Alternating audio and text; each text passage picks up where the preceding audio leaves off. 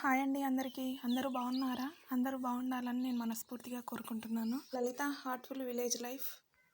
నా వీడియోస్ చూస్తున్న వారికి చాలా చాలా థ్యాంక్స్. నా వీడియోస్ మీకు నచ్చితే సపోర్ట్ చేయొచ్చు కదా. ఉగాది పండుగ వస్తుంది కదా, ఇల్లంతా దులిపి సామాన్లన్నీ కడిగేసి పెట్టుకోవాలి. అది కాక మా వారు రోజు ఉదయాన్నే 6 గంటలకు పనికి వెళ్ళి 9 గంటలకు తినడానికి వచ్చేవారు. కానీ ఈరోజు 9 గంటలకు రారంట. అందుకోసమని ఉదయాన్నే టిఫిన్ కట్టాలి. ఇక ఈరోజు పనులు చాలా ఉన్నాయి కదా అని ఉదయం 4 గంటలకే లేచేసాను. మాకు బయట వాకిట్లో కట్టెల పొయ్యి ఉంది. కట్టెల పొయ్యి మీద ఫస్ట్ అయితే అన్నం పెట్టేశాను. కట్టెల పొయ్యి మీద అన్నం పెట్టి ఇంకా ఇంట్లోకి వచ్చి సిలిండర్ మీద ఫస్ట్ అయితే దొండకాయ కర్రీ బాండీలో పెట్టాను. ఇక ఇంకోవైపు అయితే టమాటా చారు పెట్టేశాను. ఒకవైపు కట్టెల పొయ్యి మీద అన్నం అయింది. ఇక సిలిండర్ మీద కర్రీస్ అయితే కంప్లీట్ అవుతున్నాయి. ఇది ఎండాకాలం కాబట్టి కట్టెల పొయ్యి మీదనే వంట బాగా చేయాలనిపిస్తుంది. బయట అయితే గాలి వీస్తుంటుంది కాబట్టి వాతావరణం కొంచెం కూల్గా ఉంటుంది. ఇంట్లో అయితే చాలా వేడిగా ఉంటుంది. వంట కూడా చేయలేము. చిన్నోడు ఆల్రెడీ నిద్ర లేచిండు, కానీ అది తెలియక పెద్దోడు పోయి నిద్ర లేపితే సడన్గా నవ్వుతున్నాడు. ఉదయాన్నే ఇద్దరు ఆడుకుంటున్నారు. ఇంతలోపు నా వంట కంప్లీట్ అయిపోయింది. తీరా బయటికి వచ్చి చూస్తే తెల్లారిపోయింది. ఇక పిల్లలకు హాఫ్ డే స్కూల్ కదా, లేట్ అవుతుందని గబగబా లేచి వాకిలి ఊడ్చి కల్లాపి చల్లి ముగ్గు పెట్టేశాను.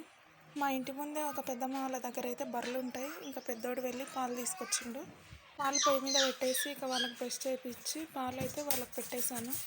ఈ అల్లరి పిడుగులకు పాలు ఒక్కటే పెడితే వాటిని అసలు తాగరు. వాళ్ళకి ఖచ్చితంగా అయితే బిస్కెట్లు ఇవ్వాలి. బిస్కెట్లు ఇచ్చామంటే గ్లాసులో పాలు 2 నిమిషాలు కూడా ఉండవు. పిల్లలు మార్నింగ్ అన్నం సరిగా తినరు. అందుకోసమని వాళ్ళకి చపాతీ ప్రిపేర్ చేస్తున్నాను.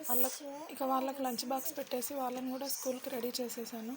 స్కూల్కి వెళ్ళే ముందు మా పెద్దోడు బ్యాగ్ చినిగిపోయిందని చెప్పిండు. ఇంకా స్కూల్కి అయితే ఖచ్చితంగా ఒక 5 మినిట్స్ అయితే లేట్ అవుతుంది. ఇక నేను ఫాస్ట్గా బ్యాగ్ కుడుతుంటే ఇంకా మా పెద్దోడే షూలు కట్టేసుకున్నాడు.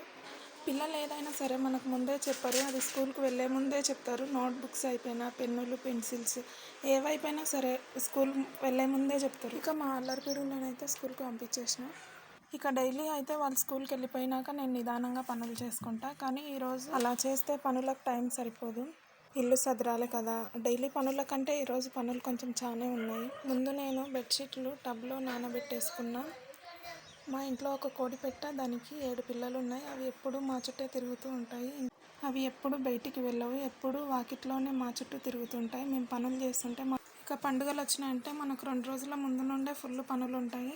యాక్చువల్గా చెప్పాలంటే పండుగ రేపు కాదు, ఎల్లుండి. ఈరోజు అయితే ఈ పనులు అయిపోతే రేపు బ్లౌజులు ఉన్నాయి కుట్టడానికి. అందుకోసమని ఈ పని ముందే చేసి పెట్టుకుందామని చేసుకుంటున్నాను. ముందుగా బెడ్షీట్లన్నీ నానబెట్టేసి గిన్నెలు అయితే బయటికి తెచ్చుకున్నాను. గిన్నెలు కడిగేలోపు బెడ్షీట్లు నానిపోతాయి కదా అని గిన్నెలు కడిగిన తర్వాత గిన్నెల స్టాండ్ కూడా తెచ్చుకొని కడుక్కున్నాను. ఉగాది పండుగతో మనకు కొత్త సంవత్సరం స్టార్ట్ అవుతుంది కాబట్టి అన్నీ కడిగి పెట్టేసుకోవాలి. ఇంకా కావాలంటే ఇల్లు పెయింటింగ్ కూడా వేసుకుంటే చాలా బాగుంటుంది. ఇప్పుడు ఇల్లుకు పెయింటింగ్ వేసే అంత లేదు. ఇంకా అందుకోసమని ఉన్నంతలోనే అన్నీ కడిగి పెట్టేసుకుంటే బాగుంటుంది. ఇక గిన్నెల స్టాండ్ అయితే కడిగేసుకొని పెట్టుకున్నా. బెడ్షీట్ల విషయానికి వస్తే బెడ్షీట్లు బాగా నానిపోయినాయి. ఇంకా అందుకోసమని బెడ్షీట్లు ఉతుకుతున్నా. బెడ్షీట్లన్నీ నేను ఒకే రోజు ఉతకను, ఎందుకంటే ఆరకుంటే ఇబ్బంది అవుతుంది. అందుకని నేను సగం ఒక రోజు, సగం ఇంకో రోజు ఉతుకుతాను. నిన్ననే 4 ఉతికేసిన. ఇంకా ఈరోజు అయితే 3 ఉతికేసుకున్నా.